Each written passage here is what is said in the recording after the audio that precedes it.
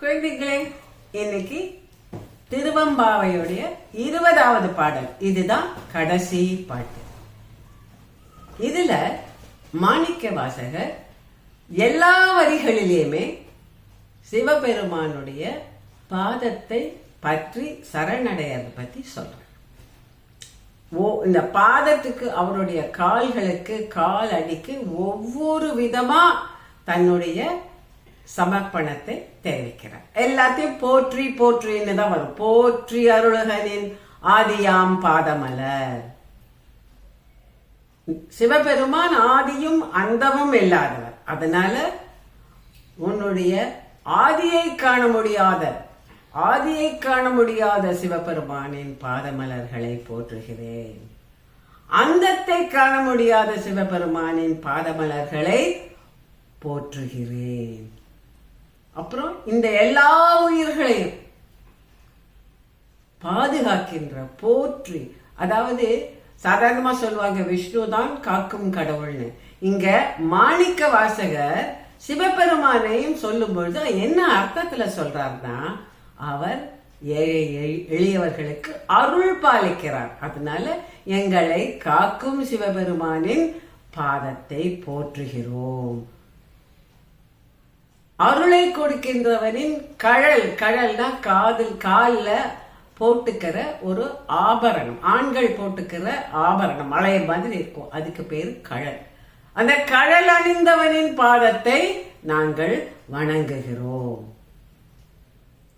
நான்முகனும் கண்டறியாத பாதத்தை வணங்குகிறோம். புண்டரீகம்ங்கிற வேர்டு சொல்றார்.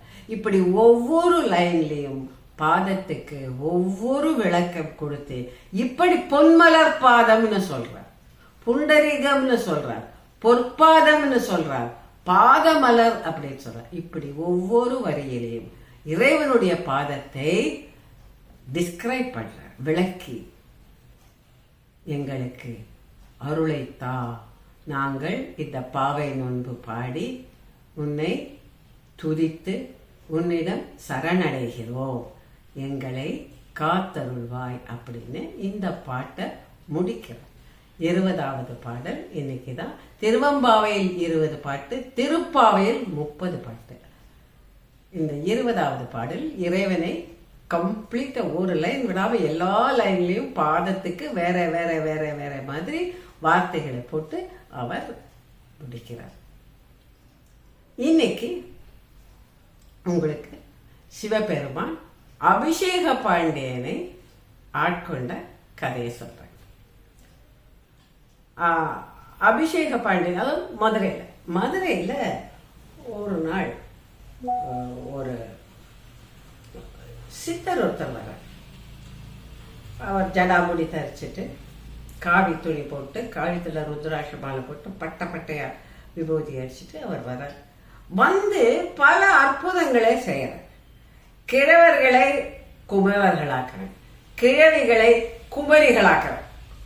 குமரி ஆக்குறான இளம் பெண்களாக்குறது, கிழவர்களை இளைஞர்களாக்குறது, செம்பை பொன்னாக்குறது, ஏழையை பணக்காரனாக்குறது, கால் ஊனமா இருக்கிறவனை நல்ல அவனுடைய கால் ஊனத்தை போக்கி நல்ல வடிவத்தை கொடுக்கிறது. இப்படி எக்கச்சக்கமான அதிசயங்கள் பண்ற, எல்லாமே தலைகீழா போறது. யாராவது போய் அவர்கிட்ட என்ன வேணும்னு கேட்கறாங்களோ அதை அவர் செய்து கொடுக்கிறார். இப்போ பெண்கள் போய் எங்களுக்கு அது வேணும், எங்களுக்கு நாங்க இளமையா இருக்கணும்னா இளமையா இருக்க பண்ற. ஒரு ஏழை போய் நான் பணக்காரன் ஆகணும்னா அதை பண்றாரு. இப்படி பலவிதமான வேலைகளை எல்லாம் செய்யறாரு. இந்த நியூஸ் அரசனோட காதுக்கு போற. அவன் போய் காவலாளிகள்கிட்ட போய் அவர் கூட்டிட்டு வா அப்படின்னு சொல்றான். அவங்க எல்லாம் போனவங்க எல்லாம் திரும்பி வரவே மாட்டேங்கிறாங்க. போனவங்க எல்லாம் போயிட்டு அந்த வித்தையெல்லாம் அவர் காட்டுற வேலையெல்லாம் பார்த்து அப்படியே பயங்கி போயிடுறாங்க, திரும்பி வரவே மாட்டேங்கிறாங்க. அப்ப அமைச்சர்களை அனுப்புறாங்க. அமைச்சர்களை போய் நீங்க போய் பார்த்துட்டு வாங்கன்னு. அமைச்சர்களும் போறாங்க. அவங்க போய் அவர்கிட்ட சொன்னா எந்த இதுவும் நடக்கிறது இல்லை, அவர் வரமாட்டேங்கிறார். நான் யாருக்கும் அடிமை கிடையாது, என்னை யாரும் கூப்பிட்டு அங்கவா இங்கவா நல்லா சொன்னா நான் வரமாட்டேன் அப்படிங்கிற. அமைச்சர்கள் வந்து சொல்றாங்க, அவர் ஏதோ பயங்கர சக்தி இருக்கு அவர்கிட்ட. அப்போ அபிஷேக பாண்டியன் நினைக்கிறார், நாமளே நேரில் போய் கூப்பிட்டுருக்கலாமோ, சரி நாமளே நேரில் போவோம் அப்படின்னு சொல்லிட்டு அபிஷேக பாண்டியன் நேரில் வரார். நேரில் வந்து நீங்க யாரு, உங்களுக்கு என்ன, எங்க இருந்து வரீங்க அப்படின்னு எல்லாம் கேட்கிறார். நான் யாரா, நான் எல்லா இடத்துலயும் இருப்பேன், எனக்குன்னு ஒரு ஊர் கிடையாது. நான் காசியில இருந்திருக்கேன், இங்கே இருந்திருக்கேன், அங்கே இருந்திருக்கேன், எல்லா இடத்துலயும் இருந்திருக்கேன். எனக்கு வந்து சித்து விளையாடுறது ரொம்ப பிடிக்கும், அந்த வேலையை நான் பண்ணுவேன், என்ன அதுல மிஞ்சறதுக்கு யாருமே கிடையாது அப்படிங்கிறார். ஓ, இந்த சித்தருக்கு இந்த கர்வம் வேற இருக்கா, சரி இவரை நம்ம கொஞ்சம் டெஸ்ட் பண்ணி பார்க்கலாம் அப்படின்னு சொல்லு.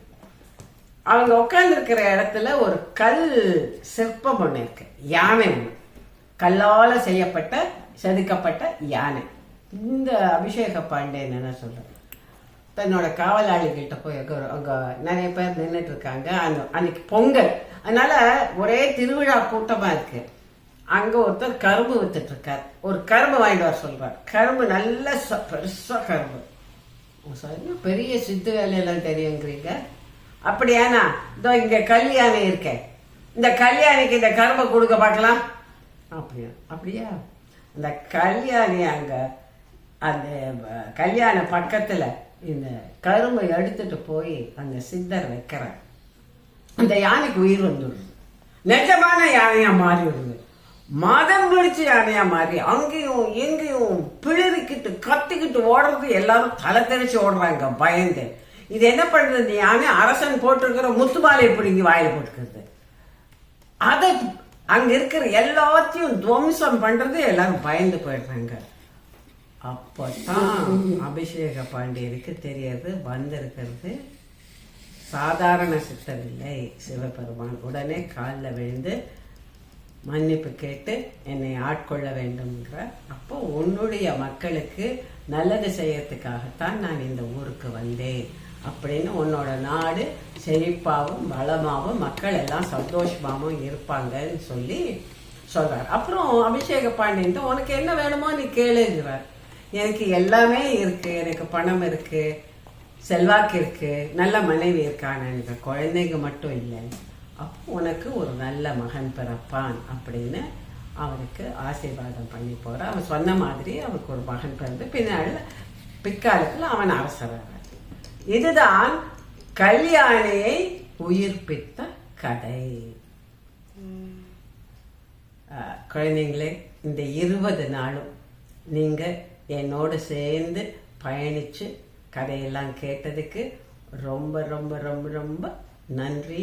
Thank you very much. Wish you all the best. Bye.